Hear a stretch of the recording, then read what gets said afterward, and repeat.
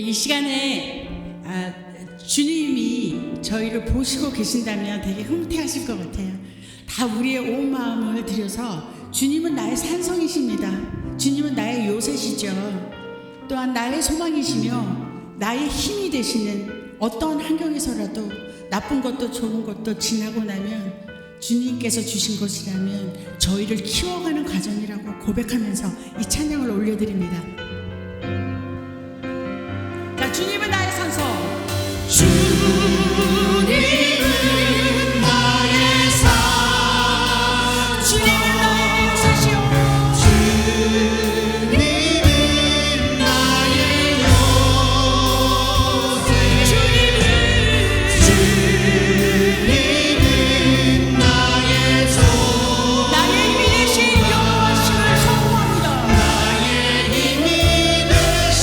다시 한번 선포할까요?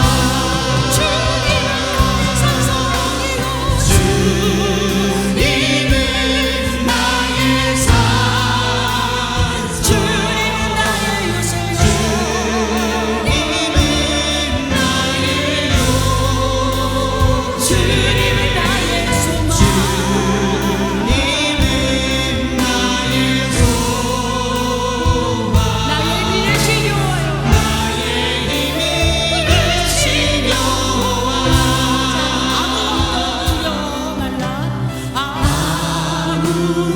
아무것도 두려워 말라. 주 너의 하나님이 지켜주시네. 놀라지 마라. 겁내지 마라.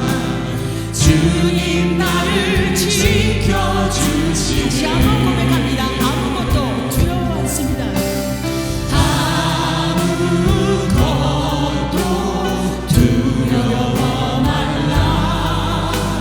주 나의 하나님이 지켜주시네. 놀라지 마라. 놀라지 마라. 겁내지 마라. 겁내지 마라. 주님 나를 지켜주시네. 아멘. 내 맘에 힘이 겨워 지칠 시간을. 내 맘이 힘에 겨워 지칠지라도 주님 나를 지켜주시네. 세상의 험한 불파 몰아칠 때도 주님은 지켜주십니다. 주님 나를 지켜주시네.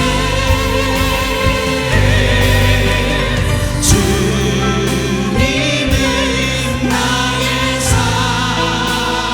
주님 요새. 주님은 나의 요새.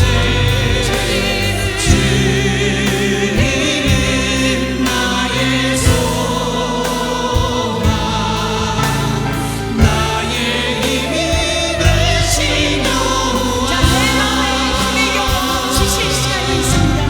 내 맘이 힘에 겨워 지칠지라도 주님은 지켜주시며 주님 나를 지켜주시네.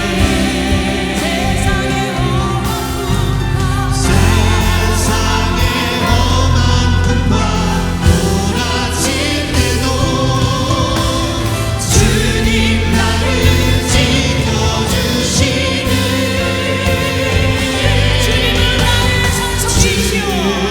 주님은 나의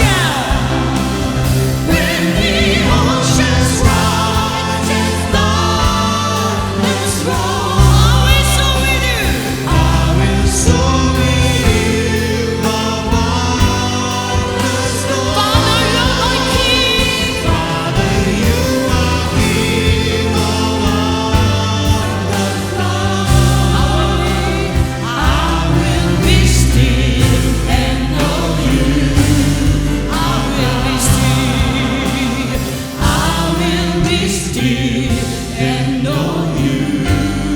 Thank you, Lord. I will be still and know you. Our God.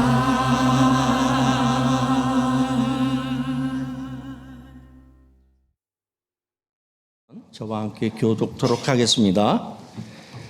너희 만민들아 손바닥을 치고 즐거운 소리로 하나님께 외칠지어다.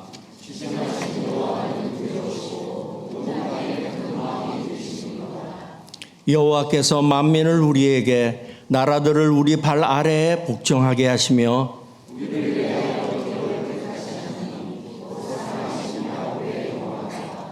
하나님께서 즐거운 함성 중에 올라가시며 여호와께서 나팔 소리 중에 올라가시도다.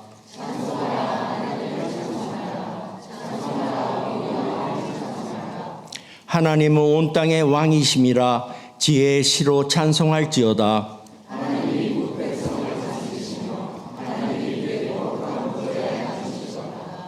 문 나라의 고관들이 모이며 아브라함의 하나님의 백성이 되도다.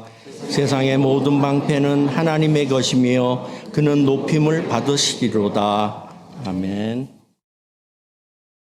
사랑과 은혜가 충만하신 하나님, 지난 한 주간 동안의 삶 가운데 변치 않는 사랑과 은혜를 부어주시고 우리의 삶을 인도하시며 보호하여 주시고 이 시간 귀한 예배를 통하여 주님께 영광 돌리게 하심을 감사드립니다. 더욱 주님을 닮아가게 하시고 우리의 삶이 주님께 온전히 드려지도록 인도하여 주옵소서. 긍휼의 하나님, 지난 한 주간 세상의 헛된 것들을 잡고 있느라 주의 은혜를 잊고 살지 않았나 되돌아봅니다. 베풀어 주신 은혜에 감사하면서도 일상에 빠져서 주님께 나아가는 것을 잊고 살 때가 있었음을 회개합니다. 저희들을 용서하여 주시고 예배드리는 이 시간 주님께 영광 돌리며 주님께 나아가게 인도하여 주옵소서.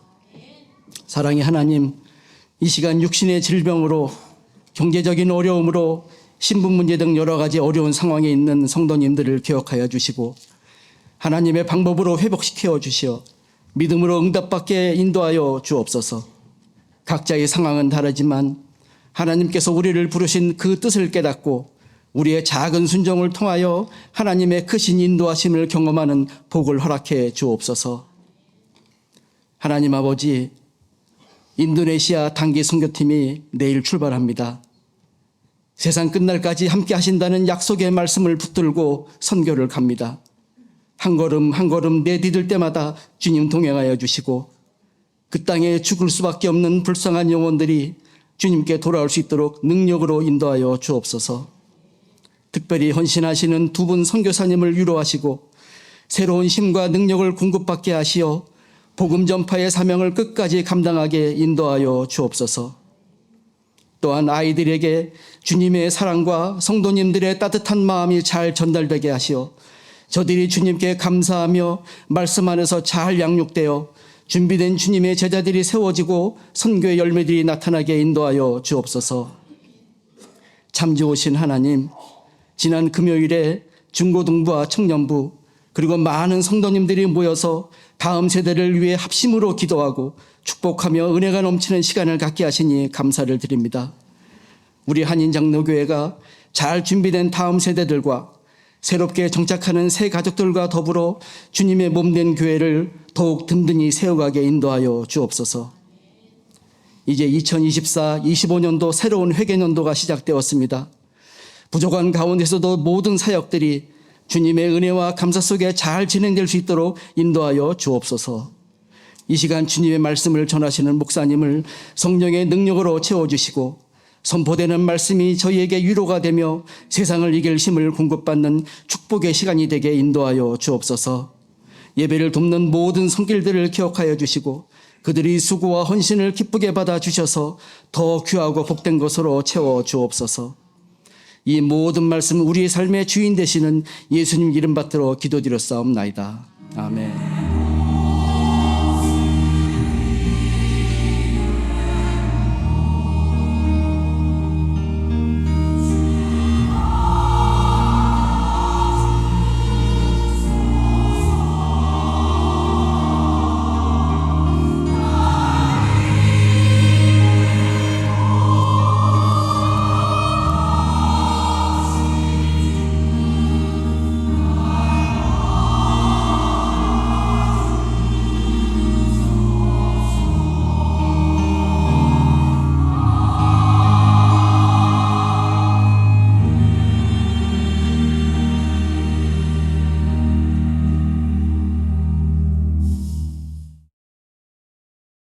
나누도록 하겠습니다. 오늘은 1시 45분에 식사하시고 정기 재직회 하도록 하겠습니다. 인도네시아 단기 선교팀이 이제 내일 새벽에 저희들 출발합니다. 혹시 공항에 오실 분들은 새벽 5시까지 기다리고 저희 들어갑니다. 그래서 미스하지 않도록 참조하시기를 부탁드립니다. 많이 기도해 주시기를 부탁합니다.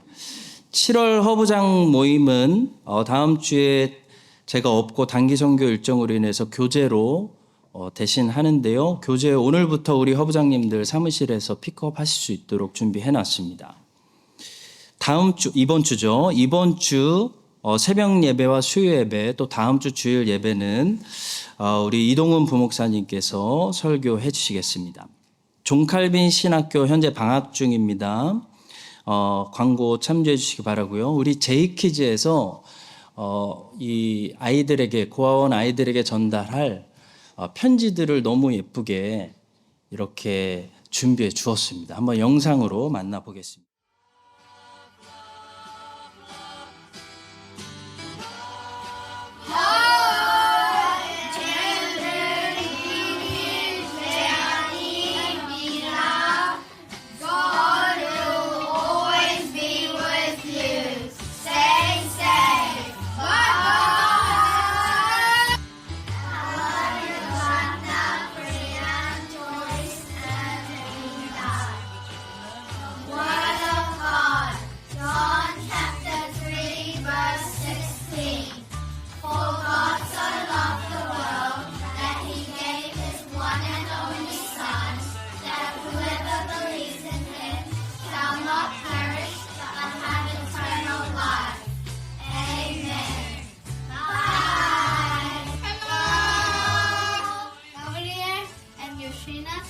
Isaac. God is always with you. Hello. 아스카리나, 나의 신랑, 비키니. 하나, 둘, 셋. God bless you. Hello. 예민아, 아찰레나, 에스터. We pray for you.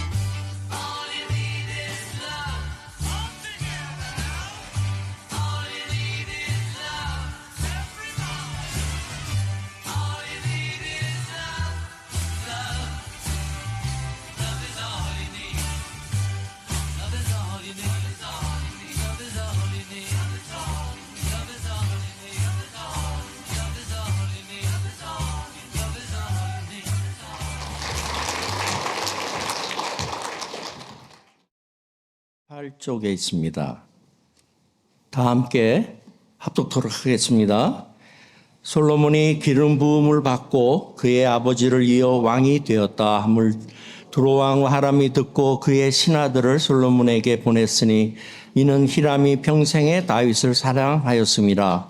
이에 솔로몬이 히람에게 사람을 보내어 이르되 당신도 알거니와 내 아버지 다윗이 사방의 전쟁으로 말미암아 그의 하나님 여호와의 이름을 위하여 성전을 건축하지 못하고 여호와께서 그의 원수들을 그의 발바닥 밑에 두시기를 기다렸나이다.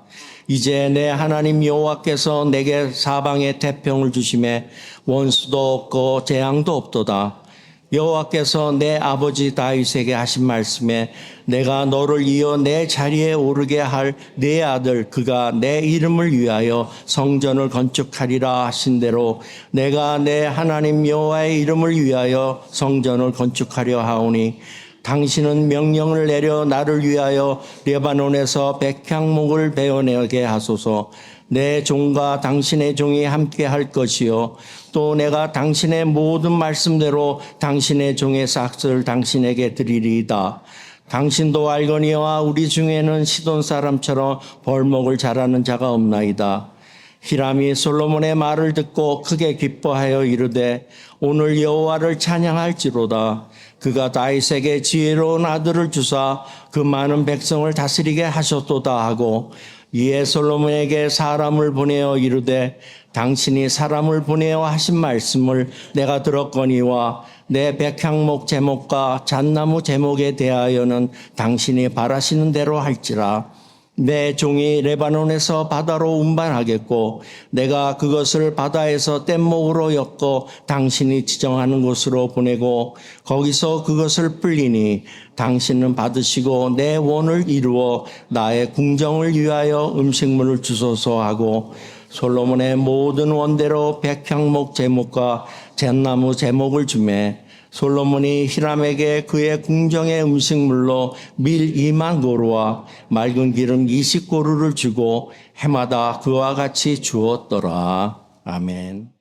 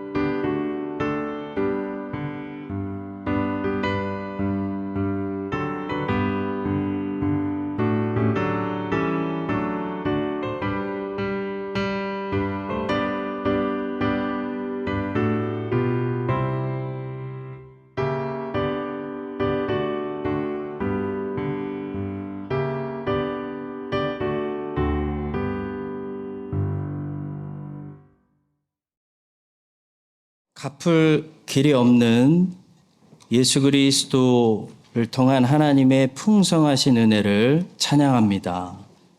우리 성도들이 한 주간도 여러 가지 모양으로 그 은혜를 감사해서 기뻐하고 또 여러 가지 희생 제사를 드렸습니다. 주님 받아주시고 주님의 은혜가 필요한 세상의 불쌍한 많은 영혼들에게 주님의 은혜를 모르는, 피할 길을 모르는 많은 영혼들에게 예수 그리스도를 통해 내신 그 피할 길의 복음을 전도하는 귀한 헌금으로 사용되게 하여 주시옵소서. 주님, 성가대의 찬양을 통해 우리 하나님 영광을 높이 받으시고 또 주의 종이 말씀에 전하기 시작할 때에 하나님의 영광을 크게 보는 성령 하나님의 은혜가 우리 가운데 있게 하여 주시옵소서. 감사하며 예수님의 이름으로 기도합니다.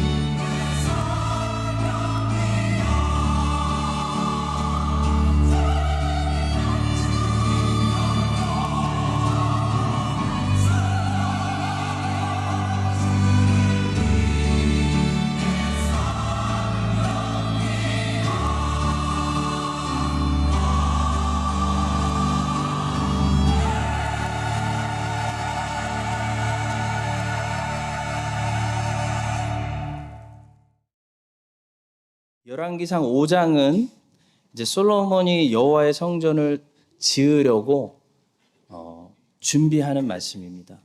열왕기상 6장부터 성전 건축이 시작되는데요. 5장은 먼저 준비 과정을 보여주는 말씀입니다. 준비가 돼야 일이 시작되죠. 그래서 준비를 보면 이제 일이 시작되겠구나 알 수가 있습니다. 아무리 일을 시작하고 싶어도 준비가 안 된다. 준비가 자꾸 막힌다. 그러면은 무슨 뜻이죠? 아직 일을 시작할 때가 안 됐다라는 것을 말합니다. 우리는 열왕기상 5장에 있는 여호와의 성전 건축의 준비 과정을 보면서 과연 언제가 일을 할 수 있는 적절한 때인지를 살필 수가 있습니다. 특히 여호와의 성전을 건축할 때, 다시 말해 하나님 나라를 확장하고 선교일에 집중하며 그리스도인의 소명을 감당하는데 마음껏 집중하기 좋은 적절한 때는 과연 언제일까요? 첫 번째로 전쟁시가 아니라 평화시를 주실 때입니다. 꼭 나라와 나라가 싸우는 그런 무력 전쟁만을 이야기하는 것이 아니고요. 교회 안에도요. 각 교회마다 겪는 불같은 시험, 전쟁시가 있습니다. 한참 싸우고 충돌하고 개혁시키고 뜯어 고치고 제거하고 그 문제를 해결해 나가야 하는 개혁시, 전쟁시에는요. 선교에 집중하기 힘들고 교회의 소명에 집중하기 힘듭니다. 먼저 모든 에너지를 이 전쟁을 끝내고 고치고 뒤엎고 또 개혁시키고 전쟁에서 승리하는데 소진해야 되는 그런 전쟁시가 있어요. 각 가정에도 전쟁시가 있고 각 개인에게도 전쟁시라는 것이 있습니다. 갑자기 큰 질병이 역사하기도 하고 재정적으로 무너지기도 하고 아이들이 잘 자라나다가 갑자기 사춘기 와서 갈등하고 그러면 정말 가정이 전쟁터가 되는 거죠. 전쟁 시에 그리스도인들은 뭐 하죠? 매일 눈물을 흘리며 주님의 옷자락 붙잡고 기도합니다. 히스기야처럼 기도합니다. 이 질병 고쳐달라고. 제발 우리 아이들 좀 살려달라고. 우리 가정 지켜달라고. 우리 교회 살려달라고. 기도로 전쟁하는 거예요. 전쟁 시에 그리스도인들이 하는 거죠. 전쟁 시에 무슨 선교를 갈 수 있고 어떻게 성경 연구하고 하나님 말씀을 배우는 일에 집중하겠습니까? 자, 물론 전쟁 시에도요, 하나님을 다른 방법으로 경험할 수 있는 최고의 기회가 될 수 있습니다. 그렇지만 어쨌든 전쟁 시는 전쟁 시입니다. 전쟁 시에 배울 수 있는 하나님이 있고 전쟁이 끝나야 배울 수 있는 하나님이 있습니다. 초대교회는 로마에 큰 불이 났던 AD 64년부터 콘스탄틴 황제가 밀라노 칙령을 통해서 기독교의 자유를 선포했던 313년까지 정확히 249년입니다. 약 250년간 기독교 대핍박을 당했습니다. 하나님의 교회가 불 속에 있었다는 거예요. 그 대핍박 기간 동안 초대교회는 불 속에 있으면서 불순물이 다 태워지고 주님을 향한 뜨거운 사랑과 순교를 유지했지만 그때는 전쟁 시였기 때문에 성경을 제대로 연구할 수가 없었어요. 성경을 정경화시키지도 못했어요. 그래서 그때는 이단이 참 많았습니다. 근데 기독교 핍박이 끝나고 로마 제국의 평화시가 찾아왔을 때 그때부터 초대교회가 뭘 했냐면 신약 성경을 정경화시키고 아리우스 이단 문제를 해결하고 아타나시오스나 바질, 니사의 그레고리, 어거스틴 이런 사람들이 쏟아져 나와가지고 정통 신학을 정리하는 그런 일들을 하게 된 거예요. 성도 여러분, 하나님께서 개인적으로나 가정에나 교회나 나라에 전쟁시를 준다는 것은 뭘까요? 그 불로 우리 불순물을 일단 다 태워버리는 거예요. 근데 하나님의 자녀는 불 속에서 신기하게 소멸되지 않아요. 불순물만 태워져요. 그 불로 우리를 순결하게 정화시키면서 그 불 속에서 하나님을 만나게 해주세요. 그 불 속에서 하나님께 부르짖고 불 속에 있는데 하나님이 함께 하시기 때문에 다니엘의 세 친구들처럼 모세가 보았던 불타는 떨기나무처럼 신기하게 머리카락 하나도 타지 않고 하나님의 자녀만 빼고 다 불타버리는 그런 것을 경험하게 되는 거예요. 근데 전쟁시를 거두어 가시고 다시 평화시를 허락하신다는 것은 이제 좀 살만해졌으니까 가서 죄 짓고 놀라는 소리가 아니고 이 평화시에 빨리 열심히 여호와의 성전을 건축하고 이 땅에 하나님 나라의 건설을 위해서 집중하라는 말씀입니다. 그것이 오늘 본문 3절부터 5절의 말씀입니다. 한번 다시 보시겠습니다. 당신도 알거니와 내 아버지 다윗이 사방의 전쟁으로 말미암아 그의 하나님 여호와의 이름을 위하여 성전을 건축하지 못하고 여호와께서 그의 원수들을 그의 발바닥 밑에 두시기를 기다렸나이다.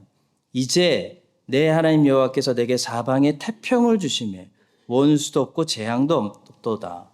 여호와께서 내 아버지 다윗에게 하신 말씀에 내가 너를 이어 내 자리에 오르게 할 내 아들 그가 내 이름을 위하여 성전을 건축하리라 하신 대로 내가 내 하나님 여호와의 이름을 위하여 성전을 건축하려 하오니. 역풍이 불 때는 배가 앞으로 가지 못하고 천천히 가면서 잘 견뎌야 됩니다. 배가 쓰러지지 않도록 견뎌야 됩니다. 근데 순풍이 불 때는 배가 열심히 앞으로 가야 돼요. 순풍이 불 때 가야 돼요. 왜냐하면 바다라는 것은 언제 역풍이 또 불지 몰라요. 인생은 바다와 비슷합니다. 인생이라는 바다는 잔잔하다가도 언제 폭풍과 비바람이 내리칠지 모르기 때문에 부와 여유를 주실 때, 평화를 주실 때, 그때 우리는 하나님 나라를 위해서 열심히 봉사해야 됩니다. 제이씨 라일 목사님은 종교적 특권을 누리는 평화시의 세대가 만약에 종교적 특권을 충분히 활용해서 많은 열매를 맺지 못했을 때 오히려 그 종교적 특권이 엄청난 해가 될 수 있다라고 말했습니다.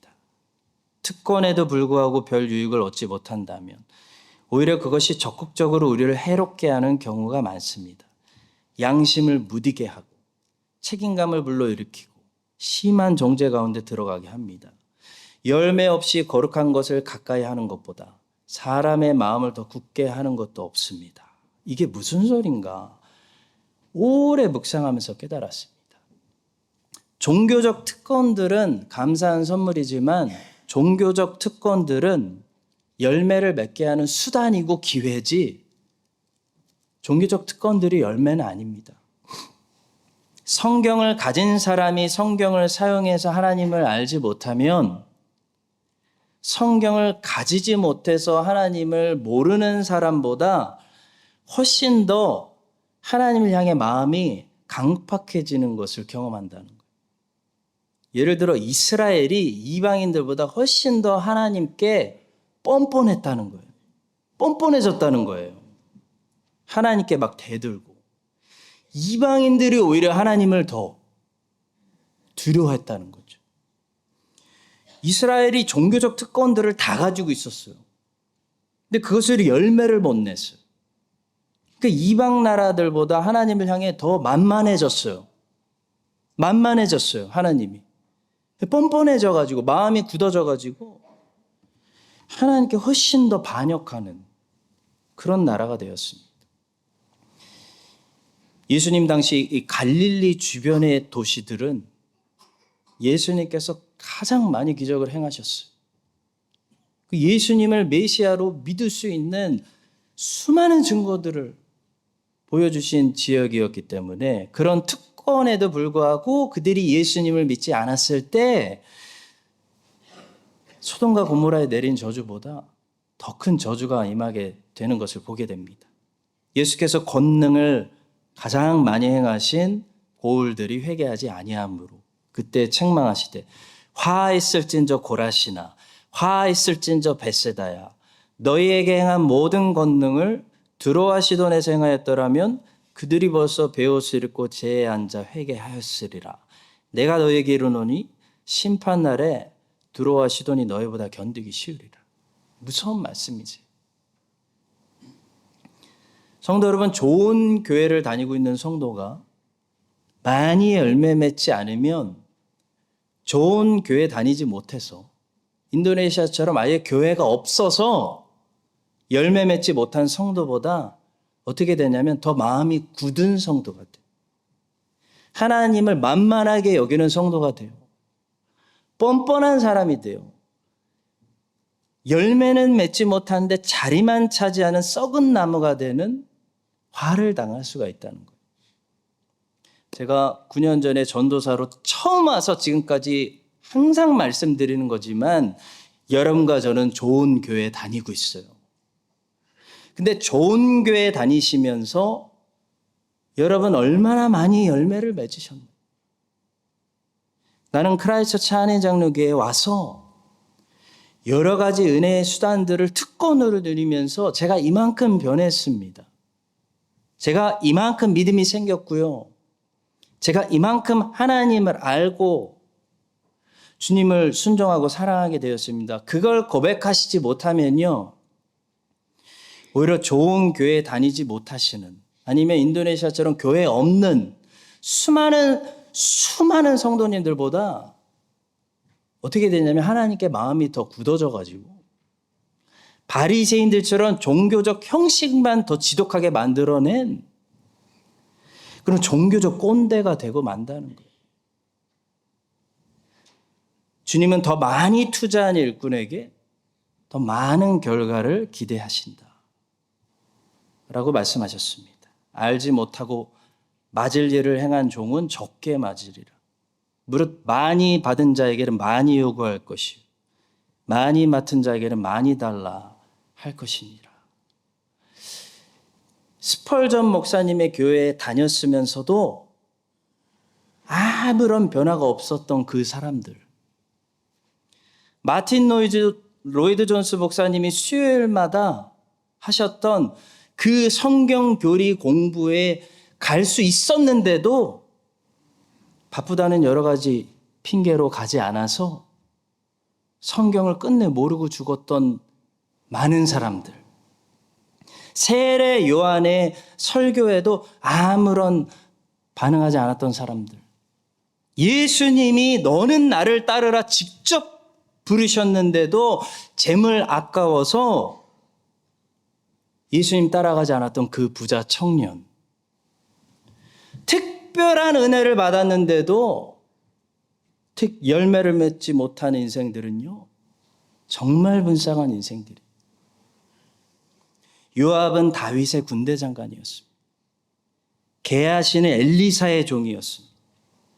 대만은 사도 바울의 동역자였습니다. 가룟유다는 예수님의 제자였습니다. 근데 이 모두 자기 죄 가운데 죽었어요. 끔찍한 사실이에요. 이들에게는 지식도 있었고 기회도 있었고 경고도 주어졌지만 이들에게는 주님이 있었지만 모두 멸망의 구덩이로 내려갔어요. 사람에게 필요한 것은 특권이 아니구나. 은혜구나. 특권만이 아니라는 사실을 이들의 삶이 증거해 줍니다. 그들은 성령의 은혜가 필요했어요. 성도 여러분, 솔로몬은요. 좋은 시대 살았습니다. 우리처럼. 평화시에 살았어요. 아버지 다윗은 전쟁시에 살았어요. 사사시대 그 썩은 물을 다 정리하고 나라를 개혁시켜야 됐던 전쟁시에 살아가지고 외부적으로도 나라가 완전히 무너져 있었기 때문에 외부적으로도 전쟁하고 내부적으로도 수많은 왼수들하고 맨날 싸우느라고 피를 많이 흘려서 여호와의 성전 건축을 하는데 적합하지 못했지만 솔로몬은 좋은 시대 살았습니다. 평화시에 살았습니다. 그럴 때 솔로몬이 여호와의 성전 건축하지 않으면 완전 나쁜 놈이에요. 하나님은 솔로몬 보고 여호와의 성전 건축하라고 나라의 돈도 많이 주시고 여유도 주시고 왼수들도 다윗을 통해서 다 멸해 주셨습니다. 여러분과 제가 이 사실을 기억하고요. 불같은 시험 통과하고 메마른 광야 다 지나서 여호와를 마음껏 섬길 수 있는 평화시를 허락하여 주셨다면 여러분 그 평화시에 뭐하고 계십니까?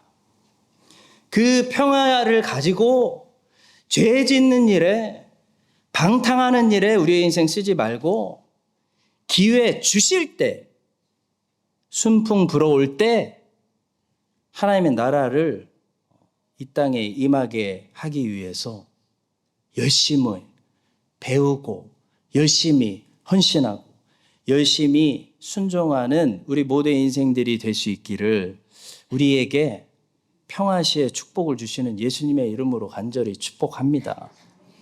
자, 두 번째로요. 재료와 기술이 있어야 하나님 나라를 이 땅에 건축할 수 있다는 사실을 보게 돼요.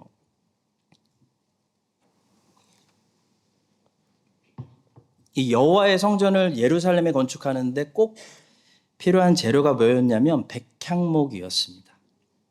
근데 백향목은 어디에 있었냐면 이스라엘이 아니라 레바논 땅에 있었습니다.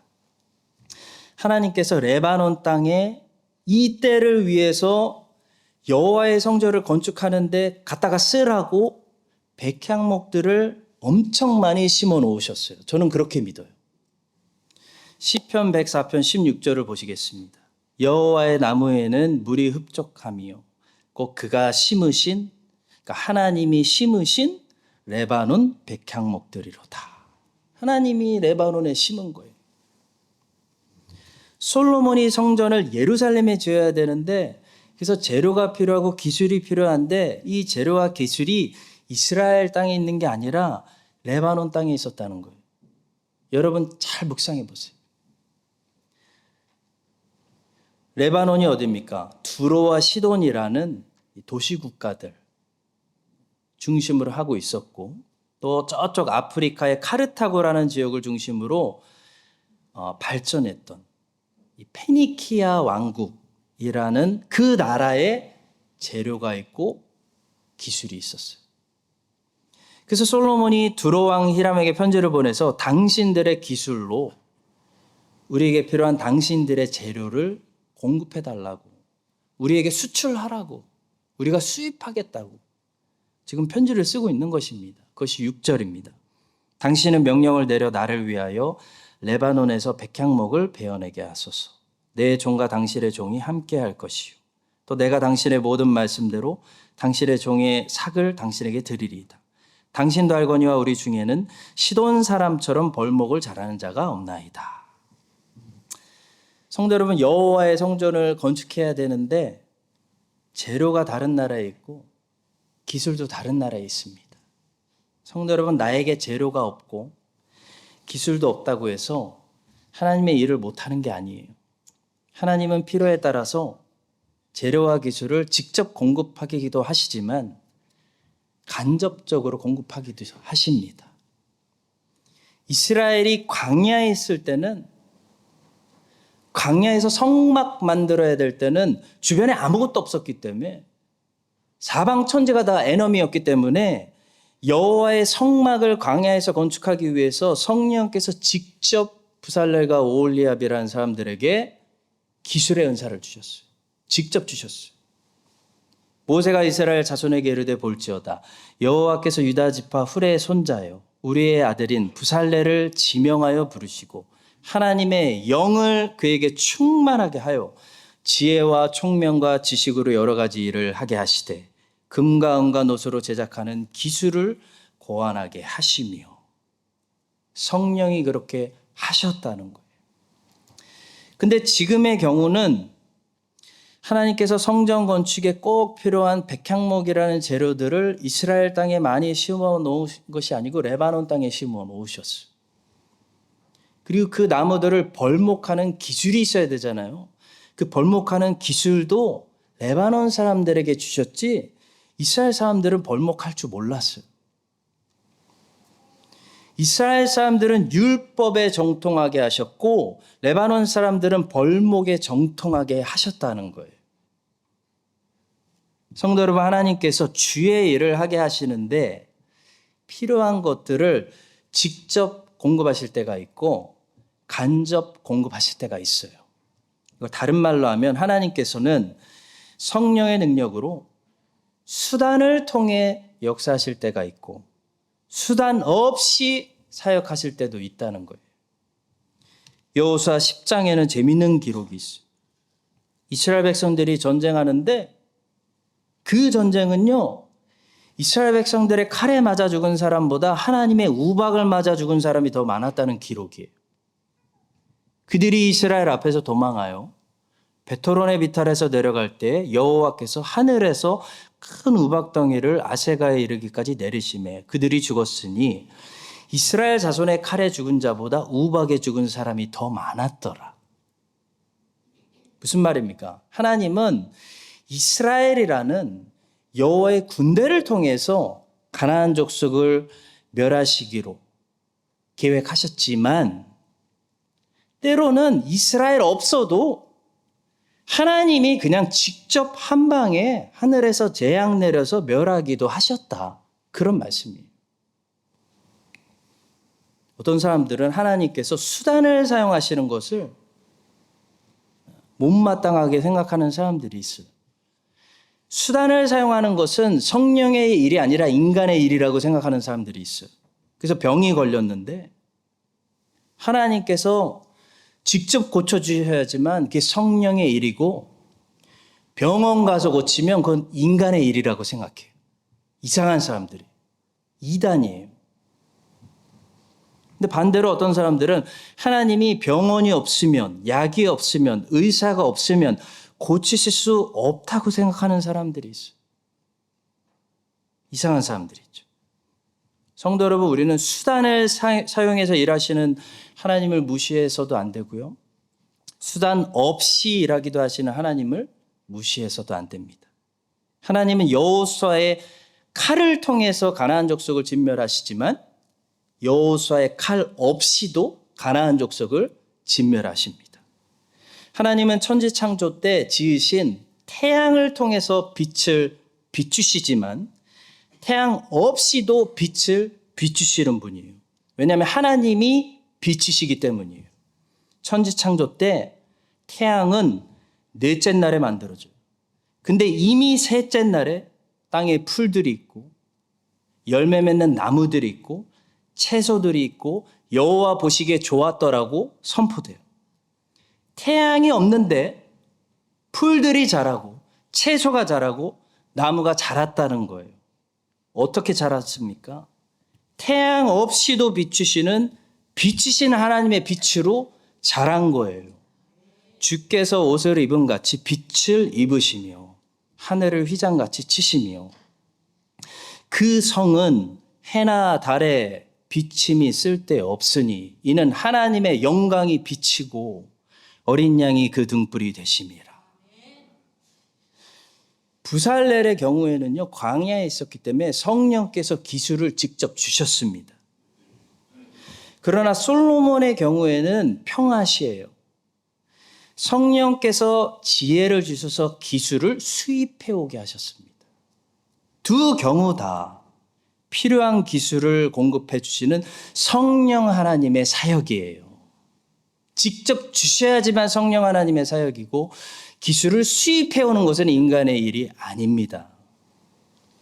마틴 로이드 존스 목사님은요, 우리 기독교가 이 두 가지 방법으로 일하시는 하나님을 이해하지 못해서 늘 수단 없이 역사하시는 일만 성령의 일로 여기는 사람들과 항상 수단을 통해서만 역사하셔야 한다고 성령의 일을 제안하는 사람들로 이렇게 양극화되어 있다고 말했어요. 교회는 오늘날 크게 양분되어 있는 것 같습니다. 항상 부흥에 대해서만 말하는 사람들이 있습니다. 그들은 예외적이고 비상한 것에만 관심을 가집니다. 작은 일이 일어나는 날들은 멸시하는 경향이 있고 교회의 정규적인 일이나 교회 안에서 역사하시는 성령의 정규적인 사역을 멸시하려 합니다. 또 어떤 부류는 교회의 일상적이고 정규적인 일이나 교회 내에서 역사하는 성령의 일반적이고 정규적인 사역을 너무 강조한 나머지 비상하고 예외적인 것에 대한 생각 자체를 불신합니다. 물론 두 가지 입장 모두 잘못되어 있습니다. 너무 잘 정리했죠. 19세기 에든버러에서 신학 교수로 활동하신 스코틀랜드 목사님이었던 제임스 부캐넌이라는 분이 있습니다. 그 부캐넌 목사님은 동일한 주제에 대해서 다른 식으로 말씀하셨습니다. 성령께서는 영혼들을 점진적으로 혹은 갑작스럽게, 그러니까 한 방에 회심시키는 일이 똑같이 가능하십니다. 일정한 사역을 통해 꾸준히 천천히 진행되는 위대한 회심의 역사를 간과한 채 커다란 신앙 부흥이라는 외적인 모습이 수반되지 않았다는 단순한 이유로 살아계신 하나님의 교회로 한 명 한 명 들어오는 무리를 무시하는 사람들을 우리는 인정하지 않습니다. 하나님께서 예외적으로 큰 부흥을 보내셔가지고 갑자기 100명, 200명 사람들이 교회로 다 회심하고 밀려 들어오는 그런 부흥을 우리는 사모해야 되지만 그 부흥만 성령의 사역이 아니라는 거예요. 매주 주일이라는 가장 거룩한 수단을 통해서 한 사람이 한 스텝 변화되고 또 다른 사람이 한 번 더 주님께 가까이 나가고 한 사람이 돌아오고 하는 것도 성령의 사역이라는 거예요. 두 방식은 모두 하나님의 성령의 능력 안에 있습니다. 어떤 경우에는 전자를 취하시고 어떤 경우에는 후자를 취하시는 우리가 알지 못하는 뚜렷한 이유들이 있을 수 있습니다. 하나님께서 역사하시는 방법을 우리가 한 방법은 택하고 다른 방법은 버리는 일을 하나님께서는 허락하지 않으십니다. 두 가지 모두 하나님의 섭리와 지혜 가운데 이루어지기 때문입니다. 하나님께서는 여호수아의 칼을 사용하셔서 가나안 땅의 한 도시, 한 사람을 진멸하실 수도 있고요. 하나님께서 하늘에서 우박을 내리셔서 몇 개의 도시들을 한 방에 진멸하실 수도 있습니다. 약을 먹고 질병이 낫는 것도 성령님이 치료하시는 사역이고요. 약 없이 어느 날 자고 일어났는데 낫는 것도 유쾌한 성령님의 치료하시는 방법입니다. 조나단 에드워즈는 반대로 이쪽을 강조했어요. 우리가 일반적인 수단을 통해 은혜 받는 거에 너무 오랫동안 익숙해져 버린 나머지 너무 오랜 시간 동안 부흥을 경험하지 못한 나머지 이 일반적인 수단을 초월해서 예외적으로 특별한 은혜를 주시는 하나님을 별로 좋아하지 않는다는 거예요. 별로 만나고 싶어 하지 않는다는 거예요. 우리의 안정된 리듬이 깨질까 봐 그런 하나님을 두려워하고 별로 사모하지 않는다라는 것을 지적하면서 이렇게 말했습니다. 인간이 타락한 때부터 오늘까지 효과적인 구속 사역은 하나님의 성령의 특이한 교통을 통해서 수행되어 왔음을 관찰할 수 있습니다. 비록 하나님의 성령께서 늘 교회의 의식에 어느 정도 영향을 끼치시지만 가장 위대한 일을 이루시는 방법은 항상 특별한 긍휼의 때에 특이한 폭발을 통해서였습니다. 부흥을 얘기하고 있는 거예요.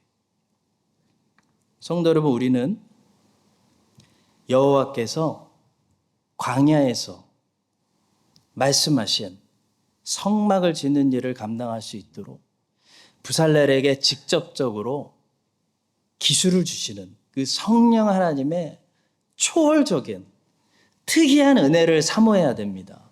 교회는 항상 부흥을 사모해야 되는 거예요. 하나님은 수단 없이 하실 수도 있습니다. 하나님이 한 방에 하실 수 있어요. 우리가 10년 할 거. 하나님은 칼 한 자루 없이 우박으로만 전쟁 이기게 하십니다. 하나님은 약 없이도 낫게 하십니다. 약이 없는 선교지에 가보면 많이 체험할 수 있어요. 그러나 오늘 솔로몬에게, 평화시에 있는 솔로몬에게는 직접적인 재료와 기술을 주지 않으시고 히람을 통해서 재료와 기술을 공급하시는, 수출과 수입을 통해서 공급하시는 성령의 일을 우리가 함부로 간과하지 말아서, 그것은 성령의 일이 아니라 인간의 일이라 말하지 말아서 수단을 통해서 공급하시는 하나님, 약을 통해 치료하시는 하나님, 칼을 통해 이기게 하시는 하나님, 쥐를 통해 변화되게 하신 하나님, 솔로몬에게 명령하신 예루살렘의 성전 건축을 히람을 통해 공급하신 하나님의 은혜도 매주 매일 항상 체험하시기를 예수님의 이름으로 간절히 축복합니다. 자, 마지막 세 번째. 오늘 조금 5분 길게 할 거예요. 다음 주 못 보니까. 하나님이 사람과 사람 사이에 교통하실 때 하나님의 나라가 건축된다는 사실입니다. 이 이방인이었던 두로 왕이 얼마나 하나님을 믿는 사람이었는지는 모르겠어요. 근데 분명한 것은 솔로몬과 히람의 관계는 하나님이 분명하게 증거되고 있는 그런 관계였다는 것은 분명해요. 솔로몬은 다른 일로 히람에게 연락한 거 아니에요. 여호와의 일 때문에 연락을 했고 계속해서 3절, 4절, 5절에서 여호와의 이름을 언급하고 있습니다. 여호와의 이름을 위하여, 여호와께서, 이제 내 하나님 여호와께서 여호와의 이름을 위하여. 이 히람은 솔로몬의 아버지 다윗하고도 교제했던 사람이에요. 그러니까 다윗이 누구를 믿고 있고 솔로몬이 누구 믿고 있는지 obviously 잘 알고 있는 사람이에요. 그랬더니 편지를 받고 히람이 어떻게 반응합니까? 놀랍게 반응합니다. 이방인이. 히람이 솔로몬의 말을 듣고 크게 기뻐하여 이르되 오늘 여호와를 찬양할지로다. 그가 다윗에게 지혜로운 아들을 주사 그 많은 백성을 다스리게 하셨도다. 다시 말해 솔로몬과 히람의 관계는 하나님 없는 철저한 세속 관계가 아니었다는 것입니다. 그래서 형통한 거예요. 성도 여러분, 우리 사이에 성령님이 교통하시고 여러분과 제 사이에 함께 성취해야 될 하나님의 뜻이 있고 우리가 함께 하나님께 영광 돌리려는 그 목적이 살아있을 때 형통한 관계가 있고 진정한 화평이 있는 것이지, 사람과 사람 사이에 하나님이 안 계시고 하나님이 철저히 무시당하시고 그냥 사람과 사람이 이익관계로 연결되어 있으면요, 친구들 아무리 많이 사귀어도 공허해요. 아무리 친한 것 같아도 끝까지 가봐야 돼요. 인생 끝까지 가봐야 돼요. 그런 일들이 벌어지게 된다는 거예요. 하이델베르크 교리문답은 후반부에 92문부터 113문까지 10계명에 대해서 가르치는데요.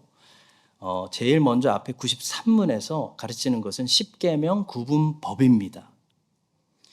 이 10계명 구분법에서 하이델베르크 교리문답은 제1부터 4계명은 하나님을 향한 사랑이고 제5계명부터 10계명까지는 이웃을 향한 사랑이라고 부르지 않습니다.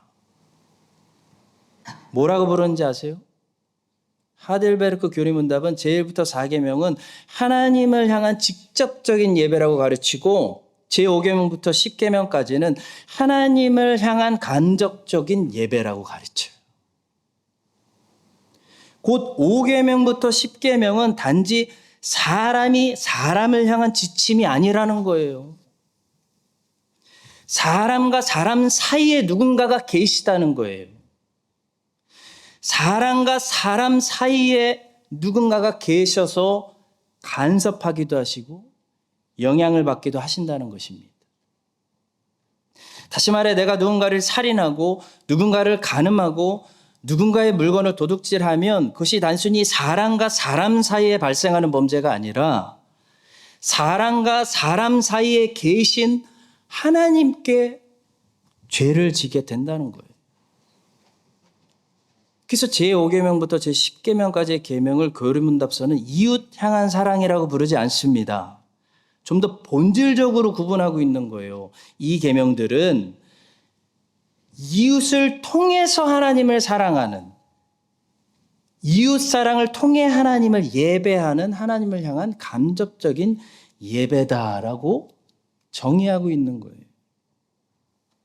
여러분, 우리가 누군가를 사랑하는 것이 그 누군가를 만드신 분, 그 누군가의 주인 되신 분을 예배하는 일이 된다는 것입니다. 어떤 애완견에게 해를 끼쳤을 때 있는지 모르고 밟을 수 있잖아요. 애완견에게 사과하는 게 아니고 애완견의 주인에게 사과하고 손해배상을 하는 것처럼 레위기의 율법을 보시면요. 뭐라고 말씀하냐면 이웃에게 범한 죄를 이웃에게도 몇 배로 보상해 주라고 말씀하신 다음에 그것만 말씀하시지 않아요. 하나님께 속건 제사를 드려야 한다고 말씀해요. 아니 왜 이웃에게 잘못했는데 하나님께 제사를 드리라는 겁니까? 제사가 싸지도 않은데 당시에. 왜 내가 저 사람에게 잘못했는데 하나님께 용서받아야 된다는 거예요? 이웃의 주인이 하나님이시기 때문이에요. 성도 여러분, 반대로 이웃 사랑하라는 말씀은 내 사랑으로 하라는 거 아니에요. 하나님 사랑으로 이웃 사랑을 하라는 거예요. 하나님 사랑을 나눠주라는 거예요. 용서의 원리도 마찬가지죠. 너의 용서로 용서하라는 거 아니에요. 어떻게 100데나리온을 용서해요? 근데 10,000달란트 용서 받았으니까 주님의 용서를 네가 증거하고 주님의 용서를 나눠주라는 말씀입니다. 창세기에 보니까 이삭이 다 잘했는데 끝에 흔들렸어. 야곱이 아니라 에서를 축복하려고 그래 갑자기. 그 이유가 더 기가 막혀요. 성경은 놓치질 않고 기록해서 에서가 사냥하는 고기를 이삭이 좋아했기 때문입니다. 여러분 너무 고기를 좋아하지 마세요.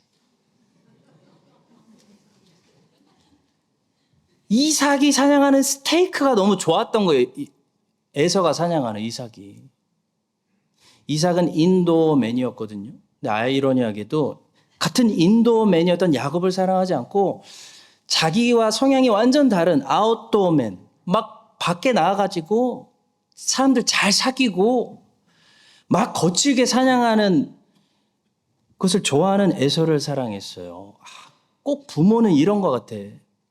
자기가 못한 것을 자식에게 기대해. 그건 나쁜 습성이 있는 것 같아요. 자기가 사냥하던가. 그래서 야곱을 선택했는데 야곱을 선택하신 하나님의 뜻을 이삭이 무시했기 때문에 그 아름다운 이삭과 리브가 여러분 그 성경에 결혼 이야기가 별로 안 나와요. 근데 이삭과 리브가 와 창세기 24장 그 아름다운 부부 관계가 어떻게 됩니까? 완전히 깨지게 되죠. 깨졌어요. 여러분 여기에 중요한 교훈이 있습니다. 이삭이 괜찮은 신랑이고 리브가가 괜찮은 신부여서 좋은 부부가 되는 게 아니라는 거예요. 여호와의 뜻이 어디 있었냐면 이삭과 리브가 사이에 있었어요.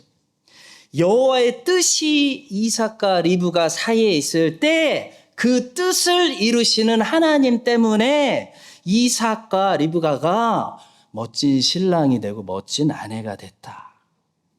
그런 얘기예요. 근데 이삭이 하나님의 뜻 버려버리니까 어떻게 됩니까?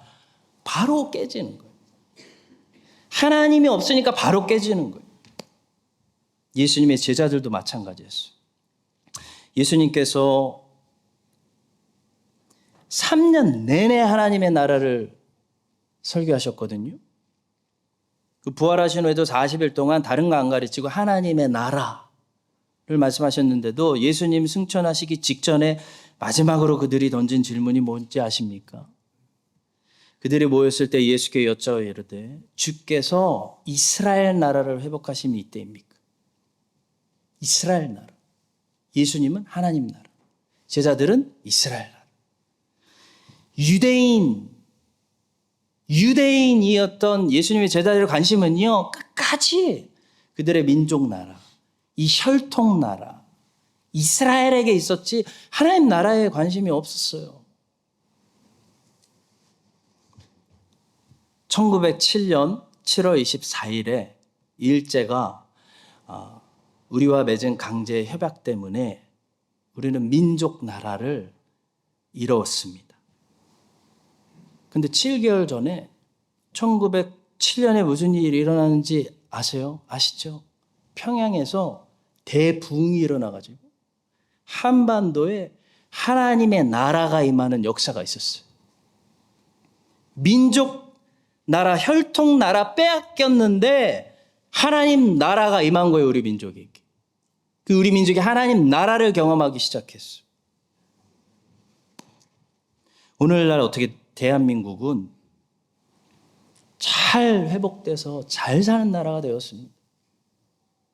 민족 국가가 이렇게 잘 사니까 너무 이민자로서 생각할 때마다 감사해요. 민족 국가는 이렇게 세계에서 인정받는 나라가 됐는데요. 한국 교회는 사정이 어떻습니까? 대한민국은 잘 사는데 하나님의 나라는 어떻게 됐습니까? 사랑하는 성도 여러분. 하나님이 안 계신 사회, 하나님이 안 계신 관계는요, 아무리 좋은 것 같지만 그 유익 관계는요, 언젠가는 깨지고 무너지게 되어 있습니다. 하나님이 안 계시니까. 하나님께서 우리 사이에 계시는 게 하나님의 나라예요. 하나님께서 우리 사이에 계시고 여러분과 제 사이에 계시고 성령께서 우리 가운데 오늘도 교통해 주셔가지고 하나님이 계신 우리 모두의 이 소중한 관계들을 통해서 사람의 육체의 뜻이 이루어지는 것이 아니라 뭐가 이루어집니까? 솔로몬과 히람의 관계처럼 하나님의 뜻을 이루는 진정한 의미의 그 평화와 그 사랑을 나누는 그런 형통한 관계들 다 되시기를 예수님의 이름으로 간절히 축원합니다. 하나님 아버지 감사합니다. 우리 교회에 불같은 전쟁 시가 지나가고 평화 시를 허락해 주셔서 하나님의 일을 마음껏 집중하게 하심을 감사합니다. 종교적 특권을 주신 만큼 우리의 마음이 뻔뻔해지고 굳어지지 않도록 많은 열매 맺는 나무들 되게 하여 주시옵소서. 호련히 하늘에서 불같이 일하셔서 일하시는 성령의 큰 사역과 조용하게 세미한 음성으로 사람들이 눈치채지 못할 정도로 지금도 일하고 계시는 성령의 사역을 둘 다 감히 배척하지 않게 하시고 오늘 솔로몬과 히람의 관계처럼 주님께서 저희들 사이사이마다 중심에 계셔서 우리들의 모든 관계를 통하여 하나님의 선하신 뜻을 함께 이루어 나가는 그런 한인장로교회가 되게 하여 주시옵소서. 예수님의 이름으로 기도합니다. 아멘. 지금은 우리 가운데 계시는 예수 그리스도의 은혜와 아버지 하나님의 놀라우신 사랑과 성령 하나님의 교통하심이 오늘 말씀을 듣고 솔로몬처럼 협력하여 하나님의 뜻을 이루며 하나님 나라를 가장 좋은 평화시에 봉사하기를 기뻐하는 모든 신실한 종들 위에 이제부터 영원까지 함께 하시기를 간절히 축원합니다. 아멘.